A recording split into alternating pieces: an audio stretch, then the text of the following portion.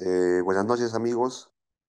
Siguiendo con las presentaciones del segundo Congreso Norperuano de Numismática y Filatelia Trujillo 2025, hoy tendremos la ponencia de Javier Acevedo Chávez, que es asociado de ANFIT, y hoy día nos dará la conferencia sobre la relación descriptiva de la evolución de las monedas y billetes en el Perú de 1565 a 1900. Muchas gracias, Javier. Tienes el auditorio para ti. Gracias. Gracias, gracias por la presentación. Bien, en esta ponencia lo que vamos a tratar de hacer es de dar un recorrido, ¿no? Dar un recorrido a través de la historia, desde la fundación de la SECA, de la Casa de Moneda de Lima, ¿no? De la SECA de Lima, hasta 1900. Corto hasta este año, porque cerca de 1900 es en donde aparece la libra peruana, una moneda emblemática del Perú. Y bueno, es para poder entrar dentro del marco de una hora que son las ponencias, ¿no? Si no, tardaríamos un poquito más. Bien, para iniciar, espérate, ahí estamos. Bien, no podríamos, eh, no podríamos hablar de lo que fueron las monedas y los billetes en el Perú sin hablar de España, del Reino de España, ¿no? Y de los reyes de España, ¿no? Porque justamente son estos reyes de España los que toman las decisiones económicas, políticas en el Perú de aquel entonces, ¿no? Y es así que Carlos I quien crea el virreinato del Perú, ¿no? Él es el que crea, ¿no? Este, este vasto terreno, digamos, ¿no? Y lo nombra virreinato del Perú, ¿no? En 1542. El detalle es que como había llegado Francisco Pizarro y todo su grupo, evidentemente, cuando se envía el primer virrey a Blasco Núñez de Vela para que pueda hacer poder de la palabra del rey, de Carlos I, lo que encuentra es resistencia, ¿no? Resistencia en aquellos hombres que llegaron primero a lo que se conocía ya como el reto del Perú. Por esa razón es que fallece 2 años después. Entonces, eso da más o menos una luz de que las cosas no eran tan sencillas. No es como que el rey dice algo y todos lo hacen. Debería ser, pero se encontraba mucha disputa, ¿no? Un pueblo a la defensiva, un grupo de personas españoles a la defensiva de eso, ¿no? ¿Por qué? Porque aquí habían hecho negocios, habían ya tenido muchas fuentes de dinero, ¿no? De riqueza para ellos. Y en 1545 un hecho importante es de que se descubren las minas de plata de Potosí. ¿Por qué hecho importante? Porque justamente son estas minas de plata las más grandes, ¿no? De su momento, las más grandes de toda Sudamérica y punto importante a nivel mundial, ¿no? Vamos a ver aquí. Vamos a ver por qué punto importante. Porque en 1590, pero vamos a ver con el cursero, en 1590 el Cerro Rico de Potosí aportaba el 99% de la producción de plata peruana, ¿no? Y el 61% de producción en América y el 42% de producción mundial, imagínense, ¿no? Casi el 50% de la producción del mundo de plata, en el mundo de la plata, venía de estas minas de Potosí. Un dato muy importante, ¿no? A la muerte del virrey Blasco Núñez es que llega Pedro de la Gasca, más conocido más adelante como el pacificador, ¿no? ¿Por qué? Porque él es quien derrota y ejecuta, ¿no? Al final de la derrota ejecuta a Gonzalo Pizarro y es quien ya eh, hace aplicar las leyes pues, de Carlos I, ¿no? De Carlos I y Felipe II posteriormente. Muy bien. Entonces, esa introducción servía para poder eh, ver cómo era el panorama antes de, ¿no? Antes de la seca de Lima. Ahora, antes de la seca de Lima, valdría preguntarse cómo fue que se hacían las transacciones, ¿no? Cómo es que se hacían las compras, ¿no? El pago de tributos, ¿no? Entre otras cosas. Y bueno, como no había seca de Lima, al virreinato del Perú llegaban monedas tanto de España, o sea, monedas que circulaban en España en seca de España y también monedas que venían de la seca de México, ¿no? Entonces, llegaban esas monedas, en menor medida, evidentemente, pero llegaban. Y lo otro es que se pagaba con plata en pasta, ¿no? Así como parecido a lo que vemos acá, ¿no? Como esta plata de acá, al final se hacían las monedas, ¿no? Se hacían los pagos con estas pastas nada más. Hay un cuadro que se encuentra en el libro Historia de la moneda en el Perú, editada por el Instituto de Estudios Peruanos, que muestra esta tablita, ¿no? Nos dice, ¿no? Monedas en pasta y cuño. Cuño son lo que ya conocemos las monedas, pues las macuquinas, ¿no? Más adelante la de cordoncillo, entre otras. Las monedas en pasta y cuño durante los siglos XVI y XVIII, ¿no? Troqueladas, el porcentaje era el 15% en el siglo XVI y el 85% restante era en pasta, ¿no? En el siglo XVII ya se equiparaba 50-50 y en el siglo XVIII el 90% eran troqueladas y el 10% pasta, o sea, se hacían los pagos a tributos, ¿no?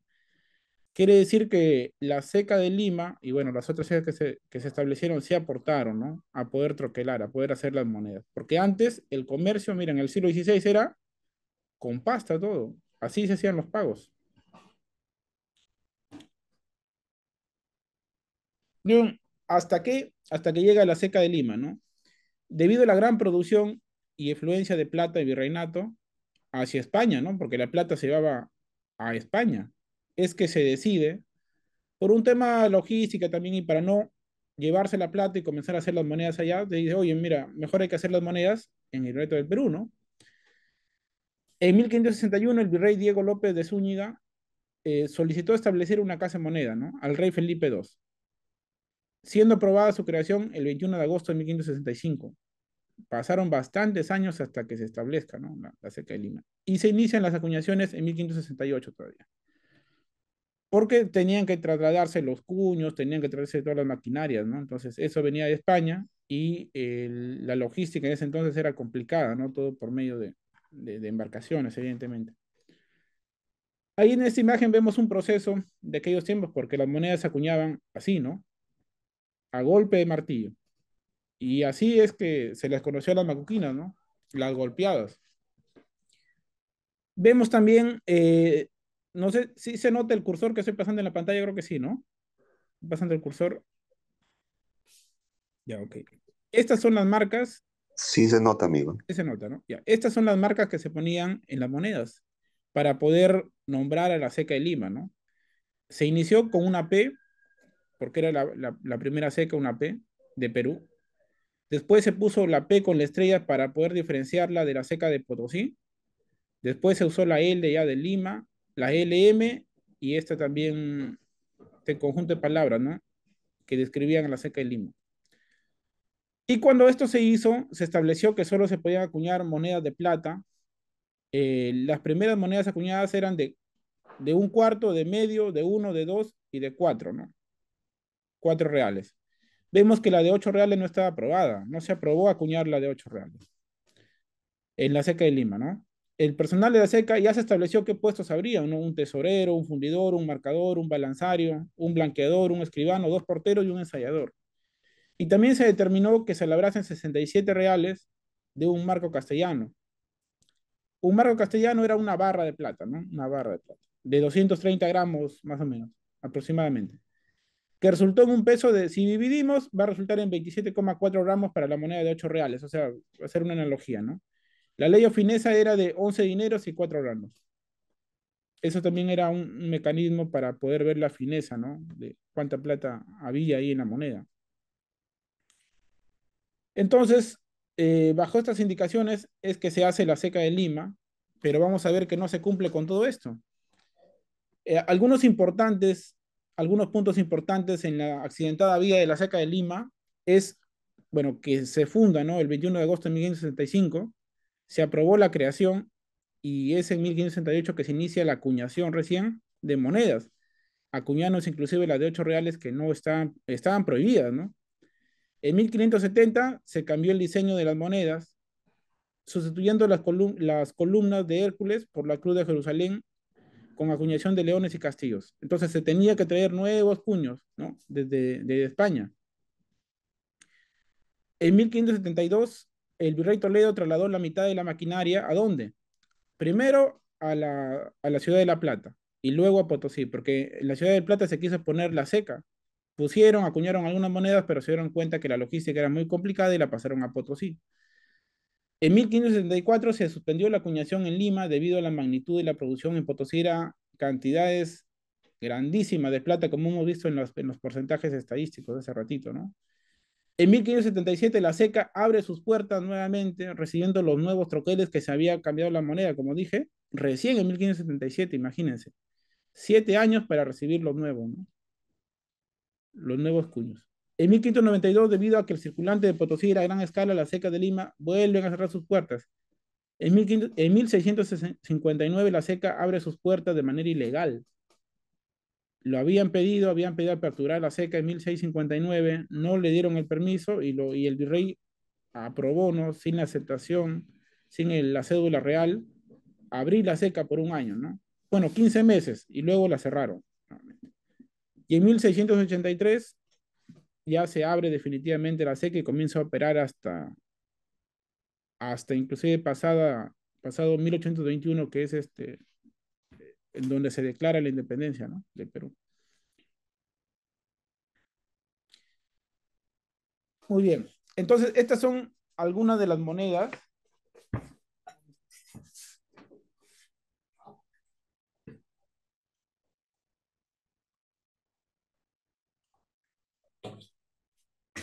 Bien, estas son algunas de las monedas que se acuñaron en la SECA de Lima.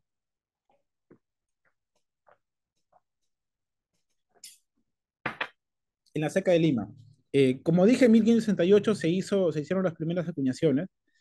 Y pongo acá una moneda, vamos a ver acá, una monedita de 8 reales, que no estaba aprobada su circulación, ¿no? No estaba aprobada acá está, su acuñación, ya que esta no se estableció, ¿no? En esa cédula real que se acuñara. Entonces, Alonso Rincón sí acuña estas monedas. Ahora, la gran pregunta es por qué lo hizo, ¿no? Porque no había aprobación. Bueno, entre las hipótesis está de que quería demostrar que sí se podía acuñar estas monedas, porque eso recordemos que llegaba a España, ¿no? Que se podía y lo otro que servía, ¿no? Para poder hacer pagos y en 8 reales, evidentemente, eran menos monedas las que ibas a usar, ¿no? Para hacer tus pagos de tributos, entre otras cosas. Y ahí vemos, ¿no? La R de Rincón, todos ponían ahí su marca de cuño, la R de Rincón, la Casa de los Reinos de Castilla y los Leones, y aquí las características columnas de Hércules, ¿no? Con el Plus Ultra, ¿no?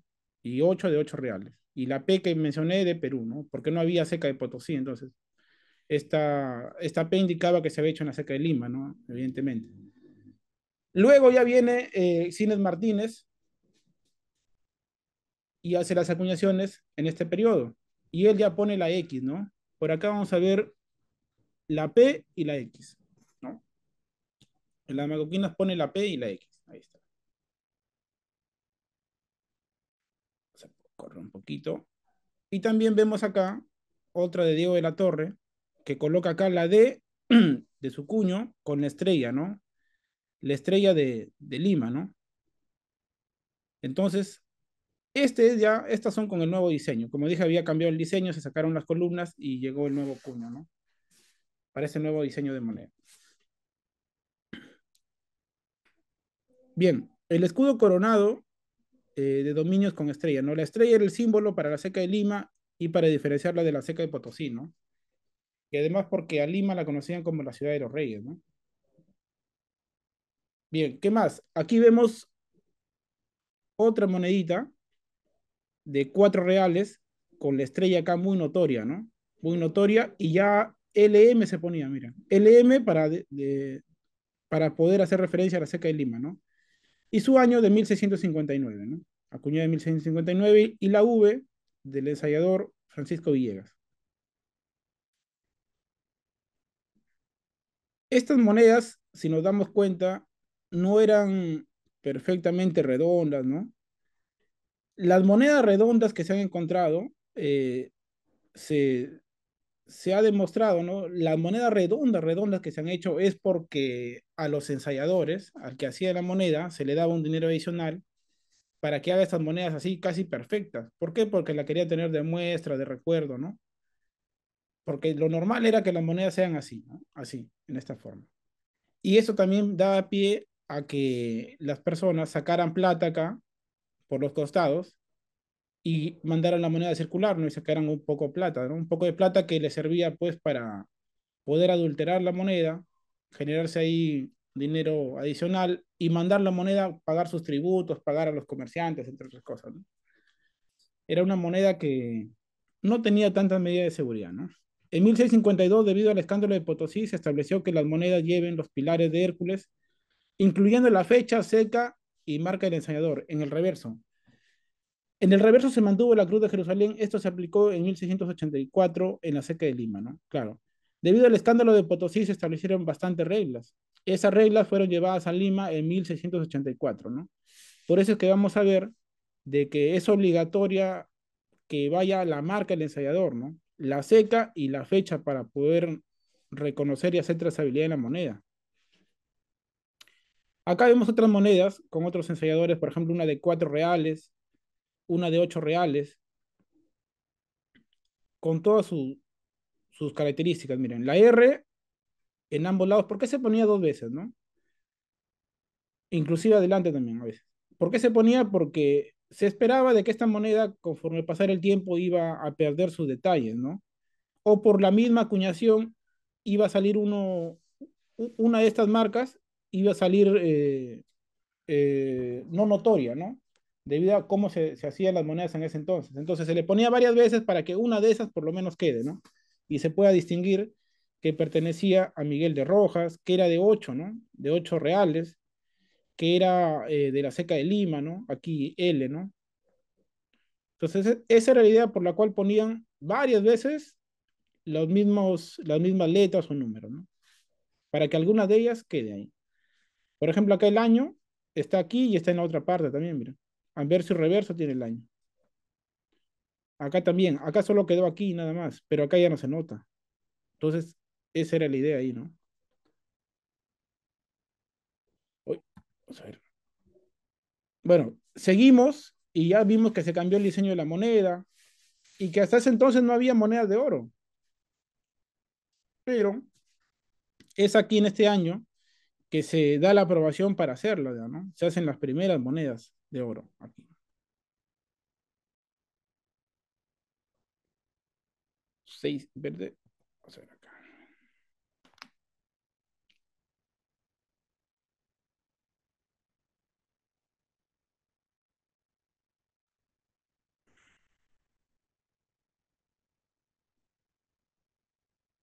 Muy bien. Entonces seguimos y ya se comienzan a hacer las monedas de oro, los escudos, llamados escudos.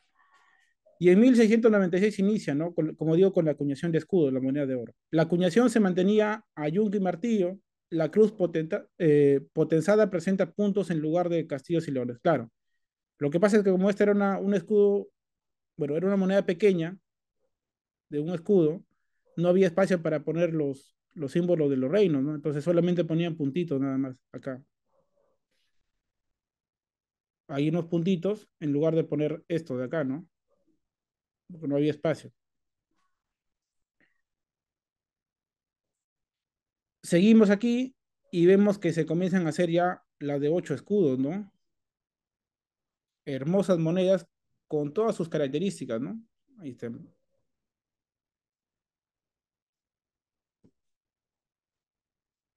Vemos acá, por ejemplo, que nos dice que es de 8 escudos, el ensayador R, Plus Ultra, y el año también está acá, ¿no?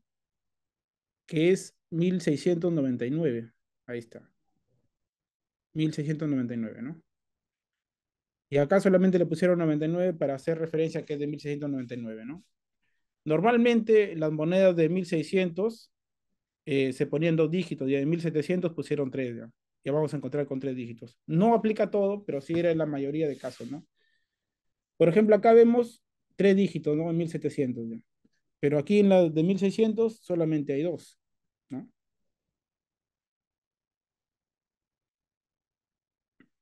Acá también vemos otra moneda, otra moneda de 8 escudos y una de 2 reales, ¿no?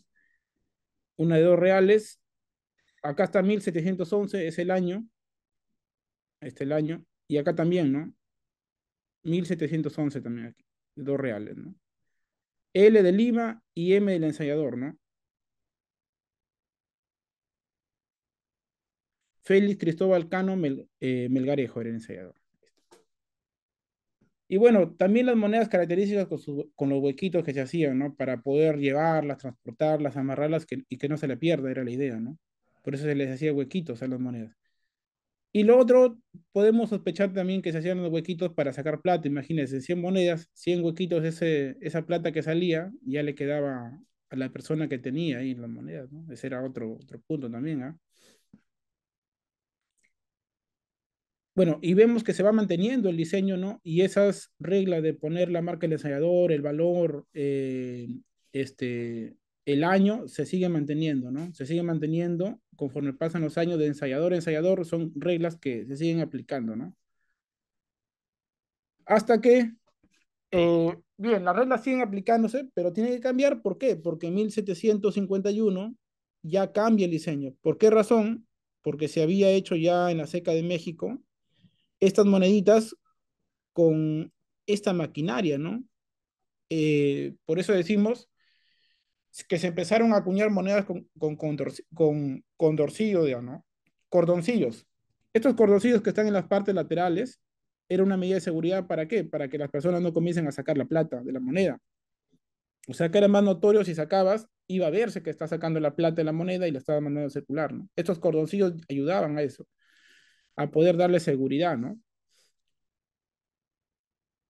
Estas monedas fueron de plata, conocidas como moneda de dos mundos, así se le conocían, ¿no? Y las de oro eran conocidas como peluconas por este diseño, ¿no? Un diseño francés, ¿no? De el rey con esa peluca.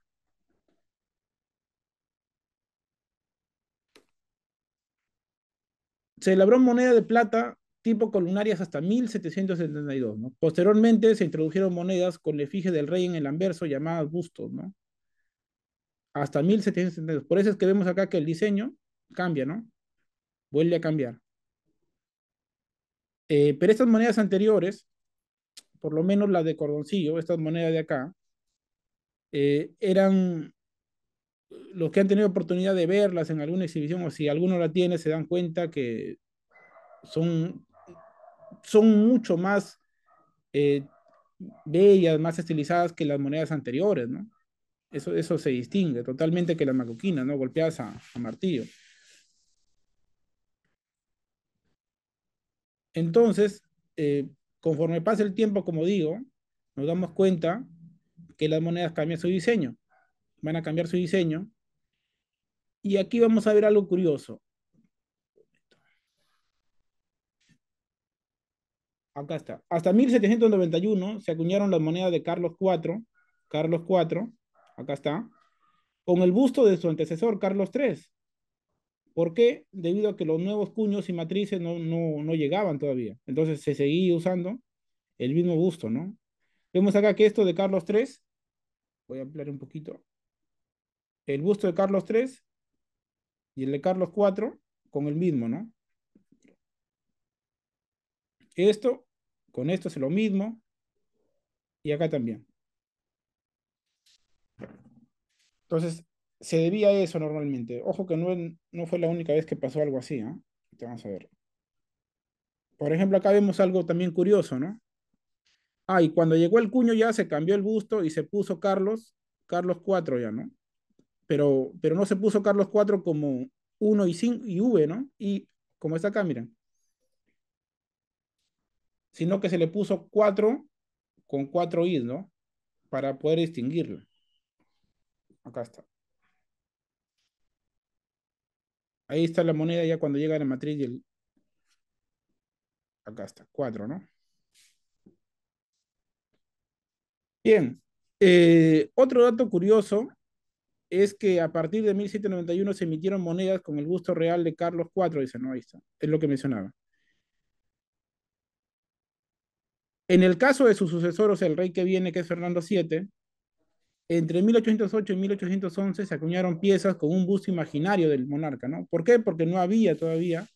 Y bueno, en Perú, en la Seca de Lima, se decidió hacer un cuño lo más próximo a cómo ellos creían que era pues la cara del rey Fernando VII, ¿no? Y bueno, salieron estas monedas, pues. Entonces, esta la vamos a encontrar de 1808 a 1811. Ya cuando llega de España el diseño ya del busto, se transforma esto, ¿no? Este era el busto del rey y esto es lo que se supuso que sería, ¿no? La Seca de Lima. Además, para poder hacer pagos de cuentas menores, también el diseño de los cuartillos, como vemos acá, tenían el diseño de las casas de los reinos, ¿no? De los leones y castillos, que están acá en el anverso y reverso. Es hasta 1823 que se acuñan estas monedas, ¿no? Recordemos que en 1821 eh, se declara la independencia del Perú, pero no es hasta 1824 que ya nos separamos definitivamente de España, ¿no? Entonces, de 1821 hasta 1824 habían bastantes batallas. Y en paralelo circulaban ambas monedas, ¿no? ¿A qué me refiero con ambas monedas? A la moneda con el rostro del rey de España y a monedas que se habían establecido para el Perú independiente, ¿no? Es así que cuando se da la independencia del Perú, se declara en 1921, evidentemente podemos imaginarnos que las personas de poder de aquel entonces hacen varias cosas. Uno, por ejemplo, se van del país, se van del Perú, ¿no? Se van del Perú a España, llevándose todo el dinero que han, las monedas de plata, las monedas de oro, se la llevan. Otro que, debido a que las personas se usaban para batalla, ya decaía la extracción de plata, ¿no? De las minas. Y lo otro que se priorizaba dar alimentación, pues, a los batallones de los ejércitos, usar los animales para también transportar el armamento y se descuidaba un poco ya la extracción de mineral, ¿no? De plata y de oro. Entonces, debido a eso, no había tanto circulante y se establece crear el Banco Auxiliar de Papel y Moneda, ¿no? Que sirvió para qué? Para poder sacar estos billetes por valores. Aquí vemos acá el valor de un peso, aquí vemos una con 4 reales y de 2 reales, ¿no? Recordemos que un peso eran 8 reales. Entonces se sacan estos billetes, pero no tienen aceptación. ¿Por qué razón? Porque, bueno, eran fáciles de falsificar y se habían hecho con diccionarios, ¿no? Se habían usado diccionarios para usar el papel para los billetes. Entonces, lo que se hace es, se manda a acuñar esta moneda de 8 reales, manteniendo las mismas características que las monedas que se acuñaban para el Reino de España, con con esta figura, ¿no? Con esta figura de la libertad, ¿no? Y poniendo ahí, aquí vamos a ver Perú Libre, ¿no? Las famosas Perú Libre de 8 reales. Este de 1822 y también hay de 1823, ¿no? Que vemos acá. Si nos damos cuenta, esta moneda inclusive tiene un resello, ¿no? Un resello acá, voy a agrandarlo. Acá está de 1824 con la corona de España, ¿no? O sea, las monedas que estaban haciendo en la Seca de Lima también, evidentemente, para el Perú libre, ¿no? El Perú independiente, eh, cuando fue capturada la Seca de Lima en 1824, o sea, votaron al batallón que estaba luchando por la independencia y se quedaron en Lima, lo que hicieron fueron coger las monedas y poner ahí el resello, ¿no? Del Reino de España y hacerla circular. ¿Para qué? Para evidentemente manifestar que el Virreinato del Perú todavía existía, ¿no? Este escudo que vemos acá es el escudo que San Martín ideó, creó, ¿no? ¿Para qué? Para el Perú independiente. Digamos que fue el primer escudo que tuvo el Perú, diseñado por San Martín, y este se cambió, ¿no? Los diseños actuales ya provienen de los diseños de Simón Bolívar, ¿no? Vemos acá un cuartillo provisional también, y un cuarto de peso, ¿no? Ahí vemos. Este es un cuarto de real y este es un cuarto de peso, ¿no? Un cuarto de peso, como el peso son 8 reales, significa que esto es 2, ¿verdad? 2 reales, equivale a 2 reales. 2 reales. Entonces, estas monedas de acá comenzaron a circular por el Perú, ¿no? Y a la vez, como digo, las monedas con el rostro del rey de España, el Fernando VII, también circulaba, ¿no? Acá vemos una de 1824, por ejemplo.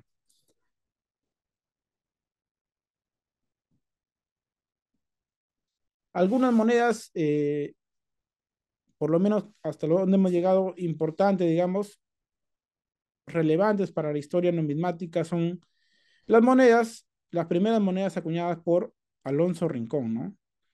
Sobre todo la de 8 reales. ¿Qué pasó? Acá no se nota. Internet, ya bien. Sobre todo la de 8 reales, que era una moneda ilegal, ¿no?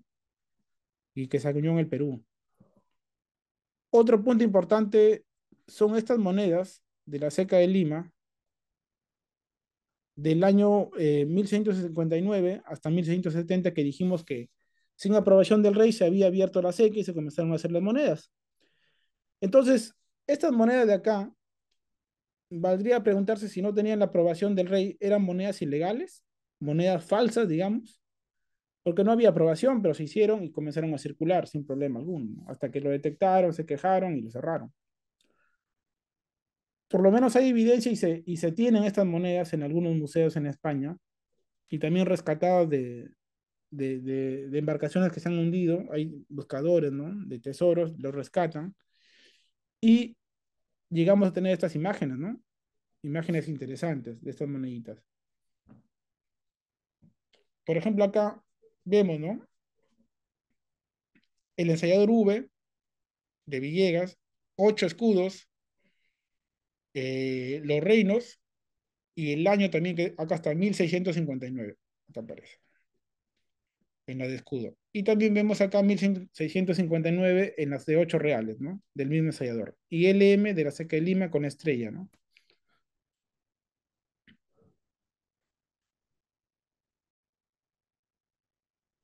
Ya, y bueno, posteriormente a 1683 ya se aperturó de manera definitiva la seca y comenzó a operar, ¿no? Hasta los últimos años, posterior a la independencia, ¿no? Sin problema alguno, sin cierre, sin otro cierre temporal ni nada por el estilo, ¿no? Y aquí vemos algunas de esas monedas posterior a este año, ¿no? De 1683, de 1692, vemos algunas monedas acá, solamente hay 2 dígitos. Como decía, las de 1600 normalmente, no siempre tienen 2 dígitos, y las de 1700 ya tienen 3 dígitos, ¿no? En la moneda para poder extinguir el año. Las peluconas también, ¿no? También son parte de las monedas importantes que hicieron en la Seca de Lima y solamente posible de fabricar con esta maquinaria, ¿no? La volante de San Andrés Apóstol. Esta maquinaria es la que hizo posible, ¿no? Poder hacer estas monedas casi perfectas, ¿no? En su diseño, totalmente diferenciable respecto a las macuquinas, ¿no? Aquí vemos ya definitivamente, acá tienen espacio para poder poner los datos completos, ¿no? 1658 completos, sin problema alguno. ¿Por qué? Porque tenía más precisión, evidentemente, ¿no? Y aquí vemos una imagen que ilustra cómo es que se hacían las acuñaciones, ¿no?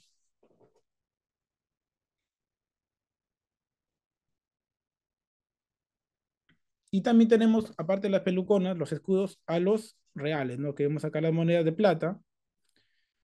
Estas monedas también tienen en su diseño perfectamente diferenciable a las macuquinas sus datos, ¿no? 1672 dice acá. No hay por qué poner 3 dígitos, 2 dígitos o que se pierda, ¿no? Era un diseño innovador para ese entonces. Estos 2 globos, ojo, estos son dos globos terráqueos, ¿no? 2 hemisferios sobre el mar y coronadas por la corona española, ¿no? Y flanqueadas por las columnas de Hércules con el lema Plus Ultra, ¿no? Plus, aquí dice Plus y Ultra. Y aquí en el diseño, aquí nos damos cuenta, acá está, dice acá, ¿no? V, traque, num, que traducido es ambos son uno, ¿no? Ambos son uno. Símbolo de la unidad del imperio en ambos hemisferios, ¿no? Y el ensayador JM, acá está. Ya que eran dos ensayadores, ¿no? José Rodríguez y Manuel Iglesias Abarca, ¿no? Entonces los dos ponían sus letras ahí, sus cuños. Bien, como dijimos, hasta 1824 ya definitivamente en la batalla de Ayacucho, en la Pampa de la Quinoa, se da ya por liberado el Perú, ¿no? Del poder español y se consigue la independencia, ¿no? Es así que en 1824 se manda a acuñar las monedas ya que iban a quedar, ¿no? Para la posteridad, porque las monedas anteriores que hemos visto eran monedas de alguna manera, digámoslo, de transición, ¿no? Porque José de San Martín no se quedó en el Perú al final, ¿no? Sino fue Simón Bolívar. Entonces, el 12 de diciembre, dice, de 1824, Bolívar entregó un nuevo escudo al Perú, ¿no? Cambió el escudo, ahí vemos el nuevo escudo, ¿no? Diferente totalmente respecto al escudo de José de San Martín. Y en 1825 se acuñaron ya las nuevas monedas del Perú, ¿no? Manteniendo el peso y la fineza de la época virreinal, ojo. Es la primera vez que aparece la República del Perú en una moneda. Aquí vemos República Peruana, ¿no? República Peruana. Y se mandan a hacer las monedas con la libertad parada. Este hermoso diseño, ¿no? De la libertad parada. Increíble diseño. Entonces se comienzan a hacer estas monedas y estas son las que comienzan a circular. En el caso de los cuartillos, se pone ahí en el reverso, no alcanzaba espacio para la libertad parada y pues se pone este diseño.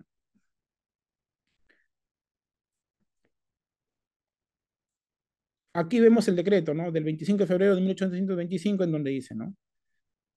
De la palabra escudos y así para los demás. En el reverso se representará una doncella de pie con un asta en la mano derecha que sostenga el gorro de la libertad, dice, ¿no? Y en la izquierda un broquel apoyado sobre el terreno que lleve la palabra libertad, que es justamente lo que estamos viendo acá. Evidentemente ha habido siempre mucha influencia, ¿no? Mucha influencia europea en las monedas ya propias del Perú, ¿no? Es algo que hasta ahora sucede, ¿no? Unas veces, tanto en instituciones peruanas como en instituciones privadas, se toman muchos diseños de otros países, ¿no? De Europa, de Latinoamérica, para poder replicarlo acá en el Perú, y eso no fue diferente en esta época, ¿no? También se mandan a hacer los escudos, ¿no? Estas son las monedas de oro, ¿no? Así como en la época virreinal hubieron monedas de plata y de oro, acá también, ¿no? Los reales y los escudos también, pero evidentemente con el nuevo diseño, ¿no? El nuevo diseño. Estos medios escudos, como son pequeñitos, y el diseño cambia ya. Se pone el escudo solamente en la parte interior del escudo, ¿no? Y el de un escudo sí tiene el mismo diseño que la de 8 escudos, ¿no?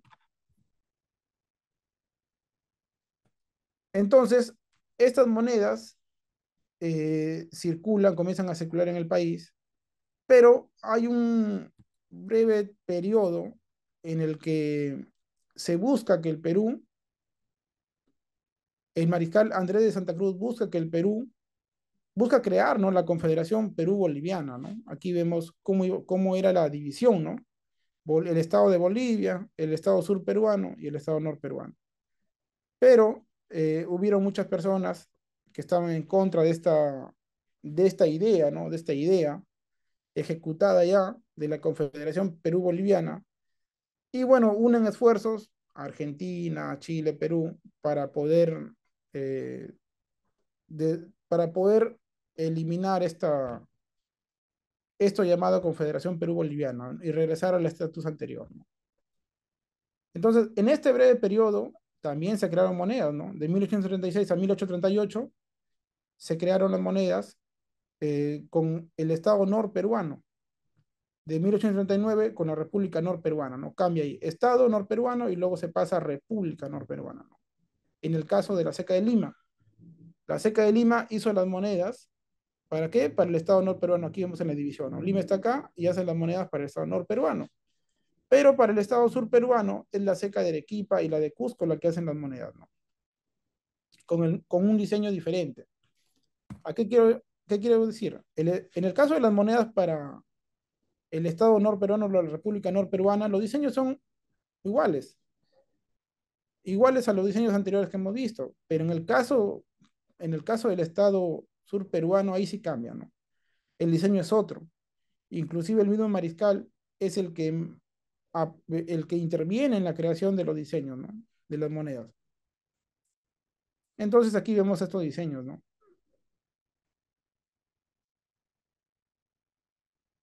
Posteriormente, posteriormente ya se establece la unidad monetaria el sol, ¿no? El sol. Porque hasta eso hemos visto que las monedas eran los reales, ¿verdad? ¿Están por ahí? ¿Me escuchan? Claro que sí, amigo, te escuchamos. Se oye fuerte y Una, claro. allá, una pausita para tomar agüita. Bien, Javier, bien ahí. Felicitaciones, brother.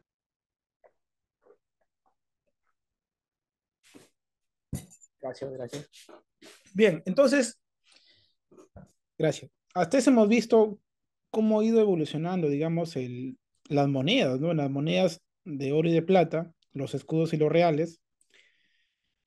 Y se ha mantenido esa denominación inclusive en los primeros años de la independencia del Perú, ¿no? Pero ya había una idea de pasar, ¿no? De este sistema octal, porque eran ocho, ¿no? Un peso eran 8 reales, a un sistema decimal, ¿no? Entonces, las ideas para pasar a esto, hubo un periodo con mucha turbulencia, ¿no? Mucha turbulencia para poder pasar al sol. Ojo, no fue sencillo. Hubo un decreto de 1857 autorizando monedas de buena ley, ¿no? Ya, 90% plata, ¿no? Con respaldo del guano.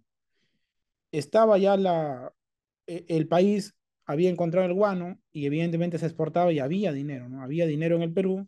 Bueno, al final supimos que no se administró bien eso, ¿no? Pero esa era la idea, ¿no? Esa era la idea. Bien, entonces se saca ese decreto y en un segundo decreto se estableció la nueva unidad monetaria a base decimal con el sol, dividido en 100 céntimos y autorizó la acuñación, ¿no? Según las pruebas preparadas en Filadelfia, ¿no?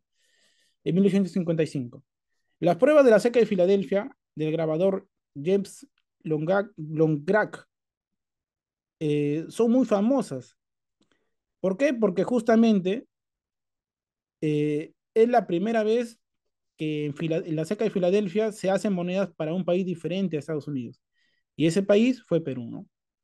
Por eso es conocido este dato histórico. En 1857, en la seca de Lima, se acuña, ¿no? Se acuña, según las pruebas que se mandaron a hacer a Filadelfia, se acuñan ya las monedas para el Perú. Y vamos a ver aquí, uy, acá está. Y vamos a ver aquí, en estas imágenes, las pruebas, ¿no? Estas son las pruebas acuñadas en la seca de Filadelfia, por ejemplo. Esa libertad parada mirando a un costado, ¿no? Con el escudo peruano. Con los nominales de 2, 5, 10 y 20 pesos, ¿no? Y 20 pesos. Esta moneda también aquí vemos, son de oro los pesos, evidentemente. Estos de acá son de oro. Y vemos cómo habían diseñado, ¿no? La libertad mirando a un costado. Totalmente diferente a como se tenía normalmente las monedas, ¿no? Así, ¿no? Y, y también ahí ya nos damos cuenta que comienzan a aparecer esas monedas de transición. Algunos de ustedes seguramente tienen estas monedas, ¿no? Este medio real con la libertad parada, ¿verdad? De 1858, único año. Entonces, estas moneditas son monedas de transición, ¿no? Son monedas de transición y también tienen seguramente estas, ¿no? Estas moneditas de medio real. También hay de un real de 1860 o 1861 también se acuñaron estas monedas. Estas son las monedas que sirvieron para hacer la transición, ¿no? De la libertad parada a la libertad sentada, ¿no? A la libertad sentada, ya como símbolo para el sol, ¿no? Entonces hubo ese periodo de transición y justamente de ahí viene el nombre, ¿no? Moneda de transición, ¿ya?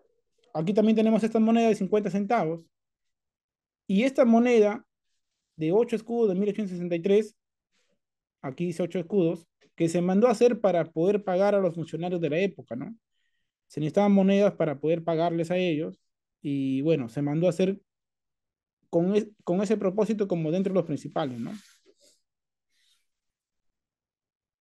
Y bueno, aparece el sol. Aparece el sol y ya son conocedores ustedes de los años y las variantes que tiene esta monedita del sol, que empieza desde 1863, ¿no? El Congreso ratifica, ¿no? La acuñación en cobre de 1 y 2 centavos, de plata de 1, medio y 1 quinto de sol, el dinero y el medio dinero también, ¿no?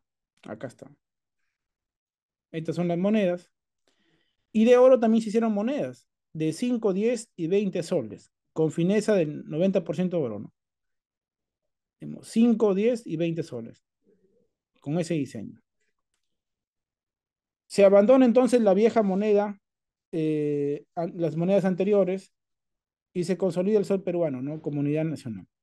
Pero no podemos negar, eh, no podemos negar que en ese lapso, en ese periodo de tiempo, también circularon las monedas anteriores, ¿no? Porque las personas guardaban sus monedas y como sus monedas eran de plata y de oro, bueno, tenían validez, ¿no? Entonces también se usaban para comerciar. No es que desaparecieron totalmente, ¿no? Pero en gran medida ya comenzaron a circular estas, evidentemente.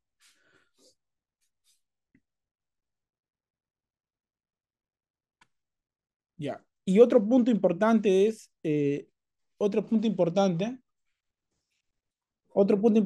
sí, otro punto importante es el hecho de que en este periodo, en el Perú comenzó a ingresar la moneda boliviana, el feble, las monedas febles que tenían mucho menos porcentaje de plata, ¿no? Y eso provocó bastante problema inflacionario en el Perú, ¿no? Entonces, ese es otro punto a considerar. ¿Por qué se quería hacer que esta sea la moneda que usaran para hacer el comercio, ¿no? Solo que en el sur, como había escasez, y ese era uno de los principales problemas del Perú, es que todo se centralizaba en Lima, ¿no? En Lima y lo más cercano. En las demás provincias, departamentos, siempre llegaba con lentitud o no había las monedas para poder hacer el comercio y evidentemente de Bolivia ingresaban las monedas febles bolivianas, ¿no? Y se usaba, pues no se usaba para poder comerciar. Y debido a esta escasez es que como idea de negocio, ¿no? De ese entonces, ¿no? Dicen, oye, no hay ninguna ley que nos restrinja y las personas de poder con dinero, ¿qué hicieron? Comenzaron a fundar bancos, ¿no? Bancos para poder emitir billetes, ¿no? Entonces, estos bancos se fundan con varias intenciones, entre ellas emitir billetes. Y vemos acá, por ejemplo, este billete que está dentro que se encuentran en la página de César Corrales, ¿no? Peruvian Banknote. Y vemos acá, no sé si se ve bien, pero acá dice 25 pesos, dice, ¿no? 25 pesos. Y el mismo billete se manda a hacer, pero ya no con pesos, sino con soles. ¿Por qué? Porque dijimos que el sol arrancaba desde 1863, ¿no? Entonces, estos billetes los habían hecho cuando todavía se hablaba de los pesos. Recordemos que un peso era 8 reales, ¿no? Entonces, si dijeron por qué, porque la unidad monetaria todavía seguía siendo el peso, los reales y los escudos, y bueno, se sacó así, y ya cuando se cambió, volvieron a sacar billetes, ¿no? Y estos son otros bancos, ¿no? Otros bancos que también sacaron sus billetes, que fueron el Banco de Trujillo, el Banco de Arequipa, el Banco de Piura, el Banco de Tacna, de Chicama, del Valle de Chicama, importante en el norte del Perú, ¿no? El Banco de Lima, entre otros, ¿no? Bancos privados que comenzaron a sacar billetes para ¿qué? Para poder comerciar. ¿Cuál era la idea de estos bancos? ¿Por qué lo hacían? Vamos a ver. La idea era de estos bancos que las personas lleven sus monedas de oro y de plata, ellos los internan y les daban los billetes, ¿no? ¿Por qué? Para poder comerciar, antes se trasladaban de un lugar a otro con todas esas monedas. Y evidentemente eran un botín fácil, ¿no? Para los atracadores, los ladrones que los, se cruzaban con ellos y les arrebataban todo eso, ¿no? Entonces, estos billetes servían para eso, ¿no? En primer lugar. Y lo otro, estos bancos también hacían préstamos, daban billetes y prestaban dinero, ¿no? Con un interés, evidentemente, un interés adicional, ¿no? Para que le pongan, si te daban 1.000 soles, 1.100 soles se me ocurre, ¿no? 100 soles de interés. Entonces se daban también préstamos, pero con estos billetes, ¿no? Respaldado todo por los negocios del guano y el salitre, ¿no? Pero justamente esto provoca la caída económica del Perú. ¿Por qué razón? Porque comenzaron a emitir más billetes de lo que tenían en sus bóvedas. Entonces, había bastantes billetes en el Perú no respaldados y cuando las personas, un pequeño susto había de hoy este banco no tiene el dinero respaldado en oro o en plata, una pequeña noticia nada más hacía que se escandalice la sociedad limeña o de donde fuera el billete, llegaban a cobrar y cuando llegaban a cobrar, ¿qué pasaba? No había el dinero. Entonces, eso provocaba, pues, evidentemente muchos problemas, ¿no? Y eso es lo que pasó en realidad, ¿eh? Sobre todo si consideramos que estos bancos tenían negocios con el Perú por medio del guano y el salitre, y que después se viene la guerra con Chile y termina por aniquilar todo eso, ¿no? Y antes de eso, en esos negocios también hubo bastantes problemas. ¿Por qué? Porque el guano que se exportaba, se había hecho proyecciones el Perú a seguir recibiendo dinero de ese guano, pero hubo una caída, ¿no? Hubo una caída en los precios y en la compra de estos guanos. Y lo que pasó es que el Perú no recibió el dinero que pensaba recibir y no tenía cómo pagarle a estos bancos que sacaban sus billetes, ¿no? Entonces ese también es uno de los problemas, ¿eh? Y estos bancos privados, hubieron, hay una legislación bancaria de 1873 y 1875 promulgadas para controlar esa actividad que hacían, ¿no? Y exigía respaldos y garantías para salvaguardar a quién, a las personas, ¿no? Al pueblo, al público. Y por medio de este decreto del 17 de agosto de 1877, el gobierno asumió la responsabilidad total de la emisión de los billetes de los bancos asociados. ¿Por qué? ¿A qué le llamamos bancos asociados? Hubo bancos que hacían negocios con el Perú y que esos bancos le dijeron, ya, tú quieres que yo tenga respaldo, pero entonces págame Perú. Pero como el Perú no tenía dinero, ¿qué hizo? A esos bancos se estableció acuerdos y fueron los bancos asociados, ¿no? Bancos asociados. Y ese monto sale justamente de las deudas que tiene el Perú con estos bancos. A cambio de la deuda que tenía con ellos, además de los billetes de la Compañía de Obras Públicas y Fomento del Perú. Esta Compañía de Obras Públicas y Fomento del Perú eran los billetes que Henry Mays, claro, Henry Mays eh, tenía también negocios con el Perú para poder hacer para poder implementar los trenes, ¿no? Los trenes al sur del Perú. Entonces, como el Perú no tenía dinero, lo que hizo fue sacar billetes y con esos billetes poder financiarse el proyecto, ¿no?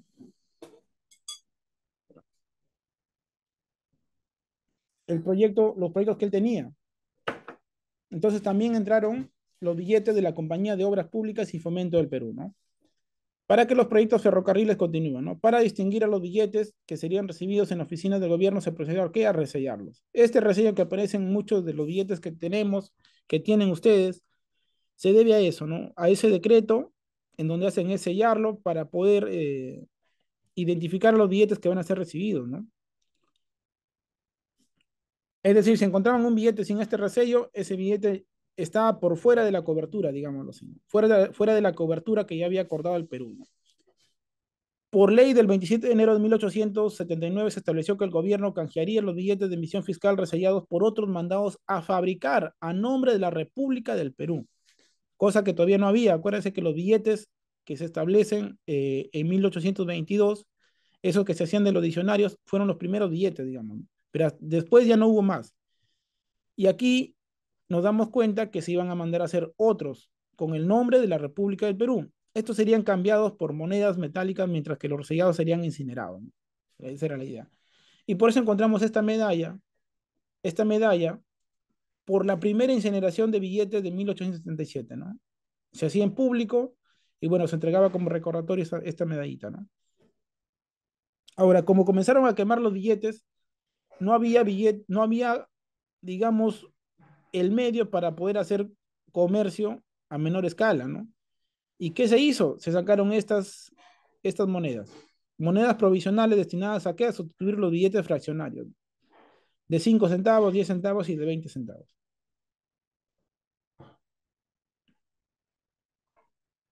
Hasta que, eh, si bien se incineraron los billetes, aquellos billetes que todavía no habían logrado recaudarse y después incinerarlos. Esos billetes que quedaron tenían que cambiarse con estos billetes, los primeros billetes fiscales del Perú, ¿no? Digamos, que aparecía en la República del Perú. Y nos damos cuenta, ¿no? El costo de fabricación fue de 25 libras esterlinas por millar de pliegos. Entonces era de alguna manera barato hacer estos billetes, ¿no? En pedidos posteriores se agregó el billete de 10 soles, cuya remesa fue capturada casi íntegramente frente a Chimbote, ¿no? Por buques chilenos, porque ya estábamos en guerra con Chile, ¿no? Forzando su circulación a pesar de que el gobierno quitó su valor cancelatorio, ¿no? Pero al final se forzó que circule. Los tres valores altos llevan la firma manuscrita, claro. Los de 500, los de 100 y los de 50 tienen una firma escrita, ¿no? Y con tinta. Y los demás, los anteriores, tienen impresas las firmas.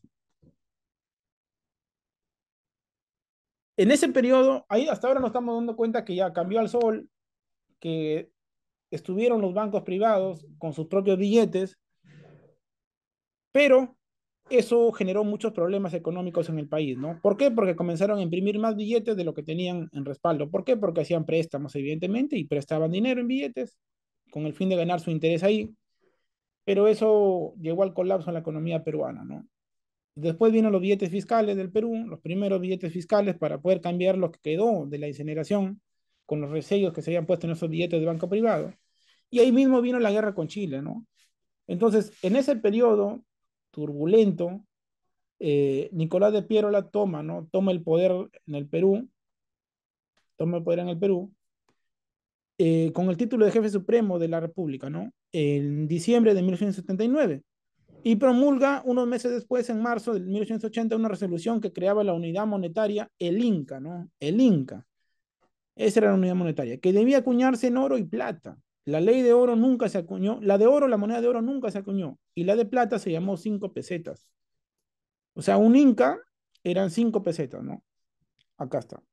Esto era un Inca. Siendo igual en peso y ley al sol. Al sol es igual en ley y en peso. Estos 5 pesetas. También se acuñó la de 1 peseta, ambas con la efigie de la diosa romana Ceres, ¿no? En paralelo se seguían emitiendo los soles. Evidentemente seguía comerciándose con soles. Y la conversión, ¿cómo era? 5 pesetas era un Inca, un sol era un real Inca. Y 100 soles, 100 centavos Inca. ¿Ah? Todo el problema que ingresó por el cambio de moneda una vez más, ¿no?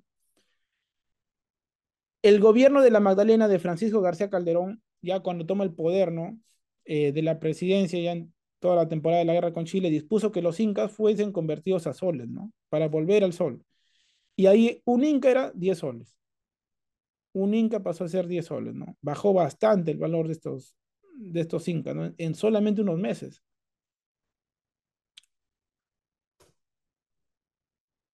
Y ahí vemos los billetes que se mandaron a hacer, ¿no? Estos fueron los primeros billetes muy fáciles de falsificar,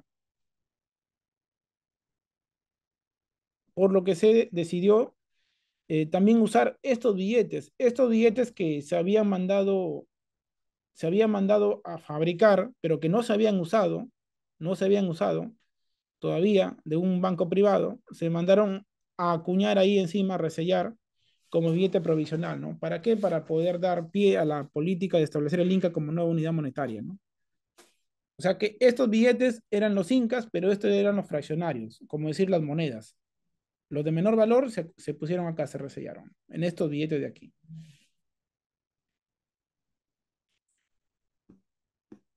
Bien, entonces, eh, pasado este periodo de la guerra con Chile, y debido a la sobreproducción de plata en Estados Unidos, el precio de la plata había disminuido, pasando de un sol de plata que valía 48 peniques en 1890 a 24 peniques en 1897. Esto significó desembolsar el doble de la moneda nacional para pagar la deuda externa. O sea, el Perú estaba perdiendo plata, ¿por qué? Porque se desvalorizó la plata a nivel mundial.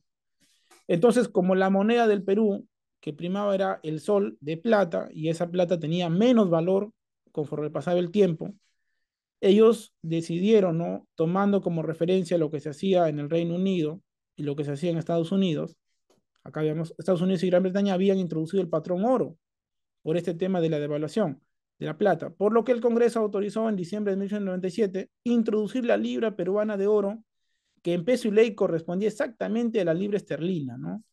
Fineza de 916 milésimos de oro puro y 7,988 gramos.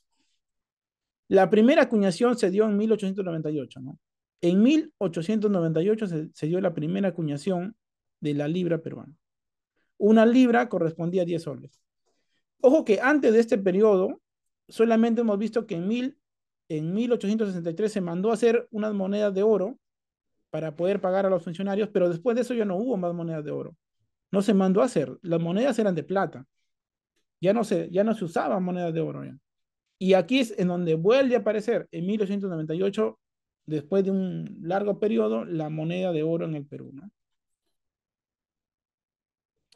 Y bueno, hasta aquí hemos llegado porque esto es hasta 1900. Y de aquí arranca un periodo en donde al Perú vuelve la libra peruana y los soles, ¿no? Que también evidentemente tuvieron sus problemas posteriores de escasez, de inflación, la gente comenzaba a guardar las libras y pagaba en plata, o la gente ya no quería recibir las libras y tuvieron que sacar monedas de libras más pequeñitas, ¿no? Eh, Más pequeñitas, igualito con el mismo diseño, ¿no? Entonces, hemos visto que la vida económica en cuanto a las monedas y billetes ha tenido bastantes cambios, solo hasta 1900. De ahí hacia adelante, ya estableciéndose el Banco de Reserva del Perú y posteriormente en 1930 el Banco Central de la Reserva del Perú, ya un poquito se regulariza la situación, ¿no? Con los billetes peruanos, que ya es un poquito más controlable, pero no quita no quita la situación de que la inflación vuelve al Perú, ¿no? Y hace que los billetes comiencen a ser más grandes, ya lo que hemos visto, ¿no? Salen los 5 millones de índices, entre otras cosas. Bueno, señores, aquí hemos llegado hasta 1900. Si hubiera alguna pregunta, alguna, alguna duda, algo que adicionar, muchas gracias. Gracias a ti, Javier. Realmente muy buena la presentación. En mi caso es la segunda vez que la escucho y realmente cada vez con más detalles, ¿no? Y realmente esperamos esa segunda parte de los siguientes años que están, porque tendrías por exponer. Ojalá que sí sea y que sea pronto. Sin duda, sin duda. Ahí vamos a tener que agendar una hora más. Tenemos que meterle una hora para que no sea muy largo. Pero sí, sí ingresa, sí ingresa. Sí, sí lo hacemos, sí lo hacemos. Excelente. Bueno, amigo, nada más queda agradecerte por tu presentación. Eh, Realmente destacamos siempre la iniciativa de los socios y de los asociados de ANFIT para desarrollar y explicarnos parte de la historia de las monedas de nuestro país, ¿no? Y creo que este segundo Congreso Norperuano ha sido el inicio de que muchos más socios de ANFIT tomen la iniciativa y puedan exponer y realmente compartir la información que muchas veces tenemos escondida y es bueno desarrollarla. Nada, Javier, solamente agradecerte nuevamente y esperamos pues la segunda parte con ansias. Muchas gracias. Gracias a todos por su tiempo para poder escuchar, para poder estar en esta conferencia. Y bueno, nos vemos pronto, sin duda, para ver el otro periodo. Muy agradecido con su tiempo.